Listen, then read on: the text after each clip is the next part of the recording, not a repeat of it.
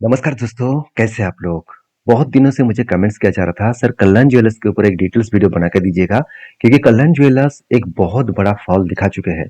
बहुत बड़ा फॉल का मतलब है, अगर मैं डेटा पॉइंट ऑफ बेसिस बात करूँ तो एक साल में कंपनी का प्राइस था करीबन 600 के ऊपर और आज चल रहा है करीबन 300 साढ़े 300 के आसपास।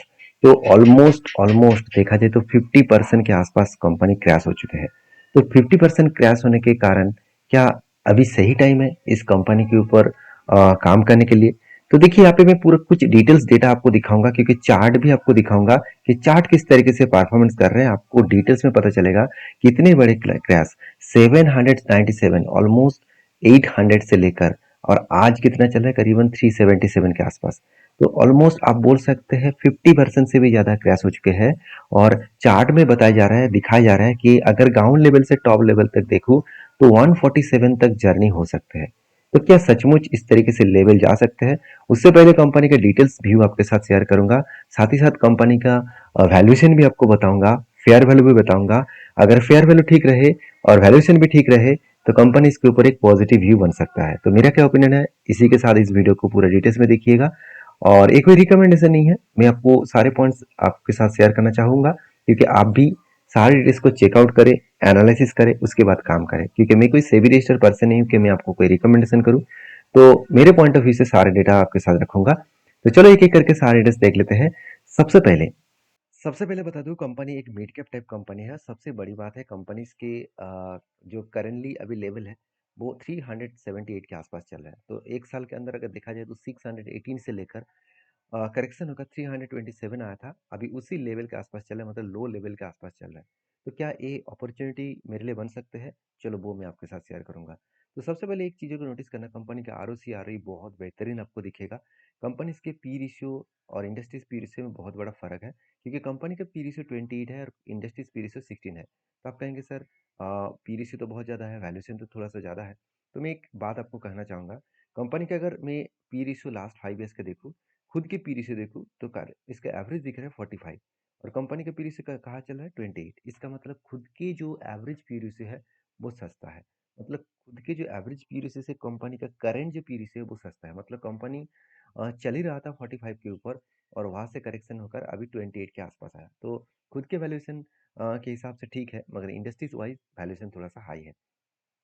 अभी मैं आपको फेयर वैल्यू कैलकुलेट करके दिखाऊंगा, उससे पहले डेटा देखिए। कंपनी के जो डेप्थ है वो 1% के आसपास है। तो इसमें मन में क्वेश्चन आएगा, सर डेप इतना है तो कंपनी तो बहुत प्रेशर में आएगा। तो एक मैं आपको बात कहना चाहूंगा, अगर डेटा देखा जाए तो कंपनी का जो कर्जा पिछली बार जो कर्जा था उससे इस बार कर्जा थोड़ा सा ज़्यादा हो गया। मतलब ऑलमोस्ट 5,000 से लेकर अभी 6,000 करोड़ के ऊपर हो गया। तो मन में क्वेश्चन आएगा, कल अगर कंपनी में कोई भी दिक्कत है क्या वो कर्जे को मिटा पाएंगे? देखिए कंपनी का रिजर्व ही है 5,000 करोड़, जो पिछली बार 3,700 करोड़ था वो बढ़ के 5,200 करोड़ हो गया। और उसी हिसाब से अगर कंपनी का फिक्स्ड एसेट देखो तो 3,300 करोड़ है। तो फिक्स्ड एसेट एंड रिजर्व को अगर जोड़ दूं तो करीबन करीबन 8,500 के आसपास दिख रहा है, जो कंपनी के बोरिंग से ज़्यादा है। तो यहाँ से एक बात तो क्लियर होता है कि कंपनी का अगर कोई भी दिक्कत आए तो कर्जा मिटाने के लिए वो सक्षम है। तो ये गुड पॉइंट्स है। तो एक चीज को नोटिस करना कि कंपनी के क्या यही सफिशिएंट है, यही डेटा सफिशिएंट है किसी भी कंपनी के ऊपर काम करने के लिए, क्योंकि उसका कर्जा मेंटेन हो रहा है, कर्जा को मेंटेन कर पाएंगे? बिल्कुल नहीं। कंपनी एक्चुअली प्रॉफिट कर रहे हैं कि नहीं कर रहे, वो देखना बहुत जरूरी है। अगर मैं क्वार्टरली डेटा देखूं तो कंपनी के जो पिछले सालों का क्वार्टर था उससे भी ज्यादा कंपनी का सेल्स यहाँ पे देखने को मिला। तो ईयर ऑफ ईयर बेसिस में लास्ट मतलब 4 साल की मैं क्वार्टर का डेटा देखूं तो कंपनी इस बार हाईएस्ट सेल्स जनरेट किया। एक्सपेंस को मिटाने के बाद जो ऑपरेटिंग प्रॉफिट मार्जिन है पहले भी 7% था, आज भी 7% है, मगर कंपनी का नेट प्रॉफिट जो है वो 70 था 2023 में, 2024 में 137 बने, 2025 में 188 बने और 2026 में 410 बने। तो इसका मतलब इस बार कंपनी का हाईएस्ट ही प्रॉफिट है देखा जाए तो क्वार्टर बेसिस में। अगर उसी तरीके से मैं साल भर की डेटा देखूं तो इस बार कंपनी 2400 करोड़ का टोटल सेल्स, सॉरी करीबन 35,000 करोड़ का सेल्स किया, जो आज तक की सबसे हाईएस्ट सेल्स है। लास्ट अगर एटीएस देखे तो 10 करोड़ से सीधा सीधा 35 करोड़ बन गया। तो एक अच्छा खासा मैसिवली जाम देखने को मिला। और प्रॉफिट रेशियो देखिए, बीच में तो कंपनी कोविड के टाइम में कंपनी लॉस मेकिंग कंपनी हो गया था। अभी कंपनी प्रॉफिटेबल है और फर्स्ट टाइम कंपनी 4 डिजिट तक प्रॉफिटेबल किया। एक बहुत बड़ी बात है किसी भी कंपनी के लिए, क्योंकि जिसका अर्निंग पर शेयर नेगेटिव में था, आज 13 रुपीज के आसपास अर्निंग पर शेयर है। तो ये गुड पॉइंट्स है किसी भी कंपनी के लिए, क्योंकि इसका सेल्स ग्रोथ 40% के 30-40% के आसपास ग्रोथ हो रहा है, और प्रॉफिट ग्रोथ करीबन 40 to 90% के आसपास ग्रोथ हो रहा है। तो यही तो अपॉर्चुनिटी मुझे चाहिए था, यही तो मुझे ग्रोथ चाहिए था। तो मुझे डेटा पॉइंट्स बहुत स्ट्रांग लगा। अभी एक चीज आपको नोटिस करना होगा कि डेटा पॉइंट स्ट्रांग होने से कुछ होगा नहीं है। जितना कंपनी प्रॉफिट दिखा रहा है, कंपनी प्रॉफिट दिखा रहा है, करीबन 1350 करोड़ का प्रॉफिट हुआ। क्या उतना पैसा कंपनी के हाथ में आया? चलो वो भी देख लेते हैं। अगर कैश फ्लो देखूं तो कंपनी कंटिन्यूअसली कैश फ्लो को मेंटेन कर रहा है, मतलब जितना खाते में पैसा दिखा रहा है कि मेरा इतना प्रॉफिट हो रहा है, उतना पैसा कंपनी के हाथ में भी आ रहा है। तो गुड पॉइंट्स है किसी भी कंपनी के लिए। तो ज्यादा से ज्यादा पॉइंट कंपनी के साथ है, मगर कंपनी के मतलब डेटा बेसिस में देखा जाए तो कंपनी स्ट्रांगली परफॉर्मेंस कर रहा है। और मुझे एक पॉइंट सबसे बेस्ट लगा, कंपनी का डेट ऑफ डे। अभी डेट ऑफ डे होता क्या है, सिंपल तरीके से आपको समझा रहा हूँ। मान के चलिए आपने किसी को मतलब प्रोडक्ट बेचा और उससे आपको 500 रुपीज मिलेगा। मतलब प्रोडक्ट बेचने के बाद वो आपको 500 रुपीज देने वाला है। वो बता रहा है कि मैं 500 रुपीज आज नहीं दूंगा, मैं 15 दिन बाद दूंगा। तो आप तो खाते में लिख दिया कि मुझे 500 रुपीज का प्रॉफिट हुआ। तो एक्चुअली क्या प्रॉफिट हुआ? बिल्कुल नहीं ना।